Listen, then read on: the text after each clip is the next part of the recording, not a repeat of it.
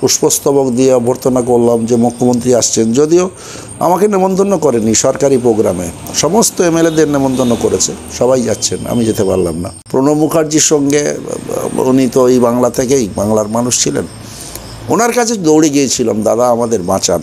এখন সুন্দরবনের মানুষ বুকে হাত চাপড়াচ্ছে যে আয়লার মতো বাঁধ যদি হতো তাহলে বুলবুলেও রক্ষা হতো, ইয়াসেও রক্ষা হতো, আমফানেও রক্ষা হতো।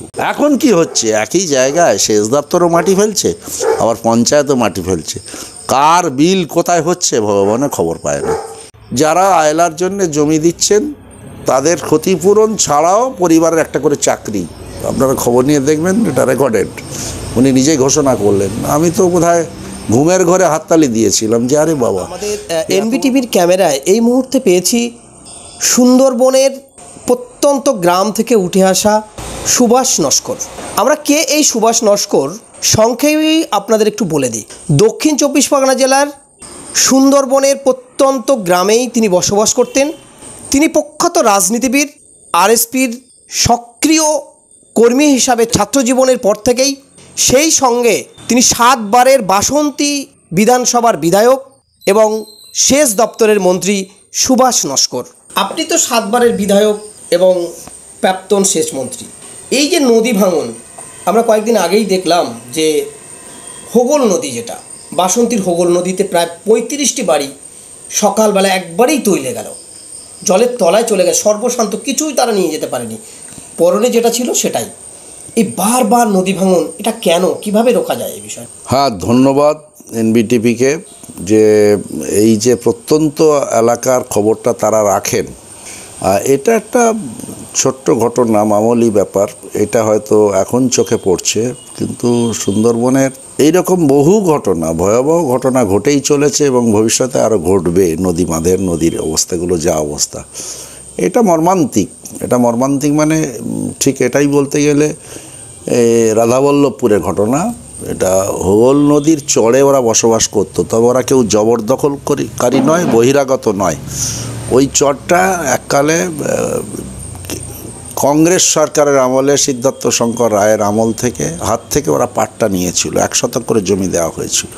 এখন হয়তো সে পাট্টা দেখানো যাবে না সেখান থেকে। তখন ওই চরটার অনেকটা পিছনে নদীর বাঁধ ছিল। কালবর্তীকালে ভাঙতে ভাঙতে ভাঙতে ভাঙতে ওদের বাড়ির সামনে চলে এসছে নদীর বাঁধ, ওরা নদীর গর্ভে চলে গেছিল। তো ওদের কোনো বিকল্প জায়গা থাকলে ওরা চলেই যেত। ওরা জানে এককালে যতদিন টিকিয়ে রাখা যায়, আমি যতদিন পেরেছিলাম কিছুটা ওদের পিছনে গার্ড দিয়ে রেখেছিলাম, কিন্তু ওদের কালক্রমে ওই জায়গাটা চলে যাওয়ারই জায়গা ছিল, আর পরবর্তীকালে কেউ গার্ড দেয়নি। কিন্তু এ সমস্যার কঠিনে হচ্ছে যে সুন্দরবনের এই লাইফ লাইন এমব্যাঙ্কমেন্ট, এটা এভাবে টিকতে পারে না যদি সরকারিভাবে কিছু না করা যায়, এবং এটা একটা সরকারের পক্ষে সম্ভব নয়। এই বিপর্যয়, প্রাকৃতিক বিপর্যয়ের সঙ্গে উত্তরোত্তর জড়িত। নদী বাঁধ ভাঙছে আর প্রাকৃতিক বিপর্যয় হচ্ছে, জলোচ্ছ্বাস হচ্ছে, বাঁধ একেবারে ওয়াশড আউট হয়ে যাচ্ছে, আর সুন্দরবনের গ্রাম জীবন বিপন্ন হয়ে যাচ্ছে। তো এই কারণে আমার খুব খারাপ লেগেছিল যে এগুলো কি করে আমরা মুভমেন্ট করতাম। যখন আমি এমএলএ ছিলাম শুরুতে আমরা আন্দোলন করতাম, সুন্দরবন বাঁচাও বলে একটা আমরা নাম দিয়ে একটা পত্রিকাও ছাপানো হতো আমাদের। আমরা বিভিন্ন সময় আন্দোলন করতাম, অফিসে ঘেরাও করতাম, বিক্ষোভ দেখাতাম, এই করতাম, ডিএম অফিস ঘেরাও করতাম, সুন্দরবনের জন্য কিছু করা হোক ইত্যাদি ইত্যাদি, কিন্তু নড়েনি। কালক্রমে সেচ দপ্তরটা আমাদের আরএসপি দপ্তর অনেক দিন হয়েছিল, তা আমাদের করারও কিছু ছিল না, কারণ বিপর্যয়টা অনেক বড়। আর আমাকে যখন মন্ত্রী করা হলো সেই সময় আমার ঘাড়ের উপর একটা বড় বিপর্যয় নেমে এলো, আয়লা।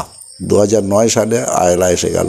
তখন প্রায় ভীমরতি হয়ে যাওয়ার মতো অবস্থা। তবে পাশে দাদা এবং বন্ধু সুন্দরবন উন্নয়ন পর্ষদের, যার অতটা পাশে দাঁড়াবার কথা নয়, কিন্তু তিনি একটানা পড়েছিলেন।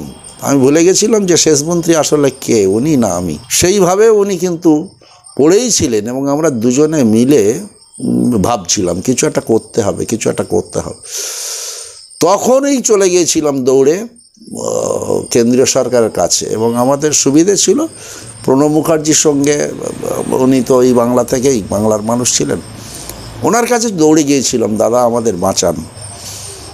তো আমি তো একটা লিখিতভাবে যেমন নিয়ে গেছিলাম তেমন গিয়ে বলেছিলাম, গিয়েই একটু প্রণাম করে নিয়েছিলাম। বলে, আরে তুমি তো মন্ত্রী ভাই, তুমি প্রণাম করছো, কী ব্যাপার? এইটা তো প্রণাম। আমি বলি, না দাদা, আমি মন্ত্রী, সেটা আলাদা, কিন্তু আপনি আমার পিতৃতুল্য বয়সের দিক থেকে, আর আপনি আমাদের বাঁচান। বলে, তার মানে কি বাঁচান মানে? আমি বলি, সুন্দরবনের বাড়ি তো আমাদের, সব চলে যাচ্ছে, আমি মন্ত্রী ভুলে গেছি, কিন্তু আমি বাঁচবো কী করে? আমার পরিবার, আমাদের পরিবার সব চলে যাচ্ছে, একটা কিছু সমাধান করতে হবে, এটা তো শুধু রাজ্য সরকারের পক্ষে সম্ভব নয়।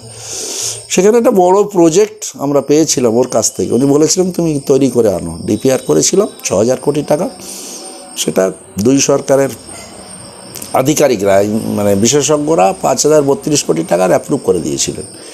এবং সুন্দরবনে তখন আমরা দেখেছিলাম 778 কিলোমিটার নদীবাঁধের সবচেয়ে বেশি ভাঙন হয়েছিল। আমরা চেয়েছিলাম ওই ভাঙনটা অন্তত ভালো করে বাঁধ দিয়ে তুলতে, সেরকম প্রজেক্ট তৈরি করে অনেক, সেটা বিস্তারিত বলতে হয়, ভালো সুন্দরভাবে প্রকল্প তৈরি করেছিলাম। টাকাও স্যাংশন হয়েছিল, জমি, কারোর জমি বিনা পয়সায় জমি নেওয়া হবে না, যারা জমির মালিক তারাই কেবল ক্ষতিপূরণ করতো। আমরা নতুনভাবে ঠিক করেছিলাম যে শুধু জমির মালিক না, সুন্দরবনের বেশিরভাগ জমি বর্গ চাষি এবং ভাগ চাষি, সুতরাং তাদের ক্ষতিপূরণের ব্যবস্থা আইনে ছিল না, সেটাও আমরা রেখে আমরা ক্ষতিপূরণের ব্যবস্থা দিয়ে ওই 2010 সালে যখন প্রজেক্টটা স্যাংশন হয়ে এলো, 2010 পুরো আমরা উত্তর এবং দক্ষিণ 24 পরগনার জমি অধিগ্রহণ করতে লাগলাম।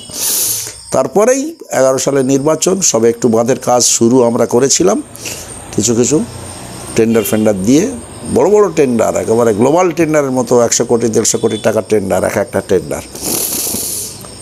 কিন্তু সেই কাজটা আমরা আর কন্টিনিউ করতে পারিনি, নতুন সরকার এসে গেল। আমরা খুব আশাবাদী ছিলাম, এত বড় একটা প্রজেক্ট, আর নতুন সরকার এর উন্নয়নের কথা বলে। মাননীয় মুখ্যমন্ত্রী গোসাবাই গেলেন প্রথম মুখ্যমন্ত্রী হয়ে, আমি ওনার যাওয়ার পথে একটু ফুল নিয়ে ওনাকে অভ্যর্থনা জানালাম। যে আপনি বিধায়ক ছিলেন? আমি তখন সেবারেও বিধায়ক ছিলাম, বাসন্তীতে সোনাখালীতে একটু পুষ্পস্তবক দিয়ে অভ্যর্থনা করলাম যে মুখ্যমন্ত্রী আসছেন। যদিও আমাকে নেমন্তন্ন করেনি, সরকারি প্রোগ্রামে সমস্ত এমএলএদের নেমন্তন্ন করেছে, সবাই যাচ্ছেন, আমি যেতে পারলাম না। আপনি ওই এলাকার বিধায়ক? আমি বিধায়ক, এবং আমি ওনার যাত্রাপথে পুষ্পস্তবক নিয়ে অভিনন্দন জানালাম। একবারও বললেন না, আরে আপনি চলুন, ওখানে তো সরকারি প্রোগ্রাম, বললেন না, গেলাম না, ব্যাস। কিন্তু আমার ভালো লাগলো, উনি ওই দিনে ঘোষণা করলেন যারা আয়লার জন্য জমি দিচ্ছেন তাদের ক্ষতিপূরণ ছাড়াও পরিবারের একটা করে চাকরি। আপনারা খবর নিয়ে দেখবেন, এটা রেকর্ডেড, উনি নিজেই ঘোষণা করলেন। আমি তো বোধহয় ঘুমের ঘরে হাততালি দিয়েছিলাম যে আরে বাবা, এ এত বড় কথা বলে দিলেন। তাহলে আমাদের প্রজেক্টটা উনি সিরিয়াসলি গ্রহণ করেছিলেন, সিরিয়াস নিয়েছিলেন, যে আরও উৎসাহিত করলেন যে জমি দেবো না কেউ বলেনি যদিও, কিন্তু আরও উৎসাহিত করলেন, উৎসাহ পেয়ে কাজটা যাতে বেশি ভালোভাবে হয়। তারপরে বছর গড়াতে 2012-13 সালের দিকে দেখি যে সেই আয়লার কাজ বন্ধ হয়ে গেল। অত বড় একটা প্রজেক্ট তলিয়ে গেল। মাত্র 70-75 কিলোমিটার কাজ করেছেন, আর বাকি 700 কিলোমিটার কাজ একদম বন্ধ। 1000 কোটি টাকার বেশি কাজ হয়নি, তাও আবার বেশিটাই গেছে জমি অধিগ্রহণ। আমি পাখিডালায় কদিন ছিলাম গোসাবার উপনির্বাচনে, সেখানে শুনলাম হোটেলের মালিকদের, যারা হোটেল ব্যবসা চালাচ্ছে, তাদের জমি টমি, হোটেলের বিল্ডিংয়ের সব টাকা তারা পেয়ে গেছেন, এখন হোটেল ব্যবসা করে যাচ্ছেন, লজ আছে, টুরিস্ট লজ আছে, কিন্তু আয়লার কাজ হবে, আয়লার কাজ বন্ধ করে দিলেন সরকার। তো এইরকম সুন্দরবনের এত বড়, স্বাধীনতার পরে এত বড় প্রজেক্ট আমরা পেয়েছিলাম, এটা আমাদের দুর্ভাগ্য।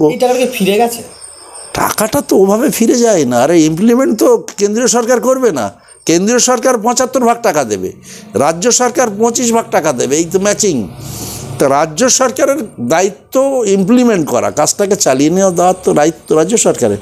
তা রাজ্য সরকার যদি কাজটা না চালান, তুমি চালালেন না, প্রজেক্ট বন্ধ করে দিলেন, টাকা আর এলো না, টাকা আর নিলেন না, তো ফিরে যাওয়ার কথা নয়। যে প্রজেক্ট স্যাংশন, সেই টাকা তো আপনাকে নিতে হবে, যে আমি এই কাজটা শুরু করছি, তোমার শেয়ারটা তুমি পাঠাও, আমার শেয়ারটা আমি ওর সঙ্গে মার্চ করছি, এভাবে তো কাজ হবে। তুমি নিলেন না, তো টাকা ফেরত আর যায় কোথায়? টাকা কারো কাছে থাকে না, ফেরতও যায় না, এইভাবে কাজ হয়। সুতরাং কাজই হলো না। এখন সুন্দরবনের মানুষ বুকে হাত চাপড়াচ্ছে যে আয়লার মতো বাঁধ যদি হতো, তাহলে বুলবুলেও রক্ষা হতো, ইয়াসেও রক্ষা হতো, আমফানেও রক্ষা হতো। এ তো কদিন ধরে তাই দেখছি।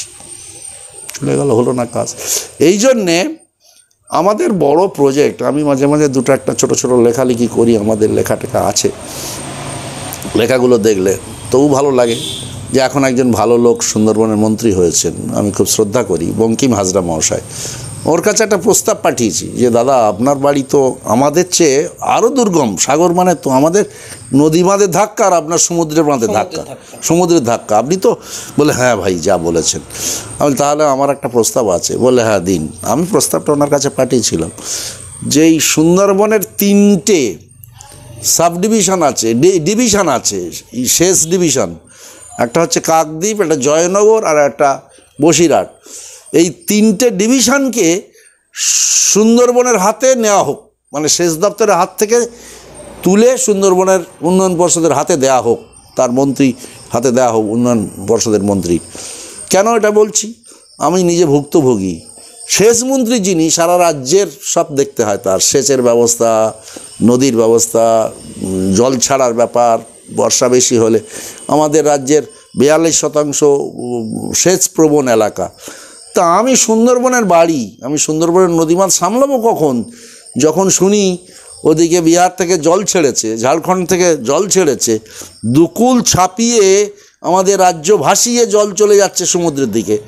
তখন তো আর আমাকে সবার মানুষ, বাসন্তীর মানুষ ক্ষমা করবে না যে তুমি আমাদের দেখছো না, ওদিকে ছুটছো, আমাকে রাজ্যটা দেখতে হয়। তাহলে রাজ্যের যিনি সেচ মন্ত্রী হন তার সারা রাজ্যটা দেখতে হয়। এই জন্যে সুন্দরবনের এই পার্টটা যদি সুন্দরবন উন্নয়ন পর্ষদের হাতে দায়িত্ব থাকে যে তুমি তোমার অন্য ডেভেলপমেন্টের সঙ্গে নদী বাঁধের কাজটাও করো, তাহলে অ্যাটিস উনি করে দিতে পারেন। এই কারণে আমার সুচিন্তিত পরামর্শ ছিল রাজ্য সরকারের কাছে যে এই 3টে ডিভিশন সেচ দপ্তরের হাত থেকে তুলে নিয়ে সুন্দরবন উন্নয়ন পর্ষদের দেওয়া হোক। এবং আমি ধারাবাহিকভাবে বলেছিলাম যে নদীর বাঁধের কাজ, মাটির কাজ কখনো জেসিবি দিয়ে মাটি যেন না তোলা হয়, আর নদীর বাঁধের ভাগ করে দেওয়া হোক। এই সবচেয়ে দুর্বল জায়গা, ক্ষতিগ্রস্ত জায়গাটা এই সেচ দপ্তর করবে, আর বাকি নর্মাল জায়গাগুলো পঞ্চায়েত করবে। আর পঞ্চায়েত যেন কিছুতেই জেসিবি দিয়ে মাটি না কাটে, ঝুড়ি কোদালে কাটে। ঝুড়ি দিয়ে মাটিটা ফেললে মাটিটা কম্প্যাক্ট হয়, আর ওই পঞ্চায়েতের জায়গাগুলো বাঁশের কঞ্চি দিয়ে সাজিয়ে সাজিয়ে নদীর বাঁধে ঝুড়ি দিয়ে মাটি ফেলে যাক, কিছুই হবে না। আর বাকি ছোট্ট জায়গা হয়ে যাবে, 700-800 কিলোমিটার জায়গা মাত্র সেচ দপ্তরের হাতে থাকবে। তাদের ইঞ্জিনিয়ারিং সেল আছে, অনেক কিছু টেকনিক্যাল সাইড আছে, তারা ভালো করে ওই জায়গাগুলো লক্ষ্য করুক। এখন কি হচ্ছে, একই জায়গায় সেচ দপ্তরও মাটি ফেলছে, আবার পঞ্চায়েতও মাটি ফেলছে, কার বিল কোথায় হচ্ছে ভগবানে খবর পায় না। এই হচ্ছে, এই কারণে বিজ্ঞানের যুগে কে না পারে। সুতরাং আমাদের বিজ্ঞান আছে, তথ্য প্রযুক্তি আছে, ইঞ্জিনিয়ারিং সেল আছে, আমরা নদীর বাঁধ রক্ষা করতে পারবো না? এটা তো হয় না, এটা তো হয়, অ্যাটিস করা যেতে পারে। সুতরাং কখনো টাকারও অপচয় হয় না। এই যে বরাদ্দ আছে, এই বরাদ্দে নদী বাঁধ রক্ষা করা যায়, আর একটু চওড়া করে, উঁচু করে, বেশি করে ঢাল করে তুলে নিলে হয়ে যায়। এটাই আমার পরামর্শ ছিল। আমি জানি না, আমরা তো এখন এক্স হয়ে গেছি না, আমাদের প্রাধান্য দেবে কেন, আমাদের পরামর্শ কাজে লাগবে কি না। সেই জন্য আমার পরামর্শটা যদি ওরা কোনো বিশেষজ্ঞদের দিয়ে ভাবান, তাহলে কাজে লাগে।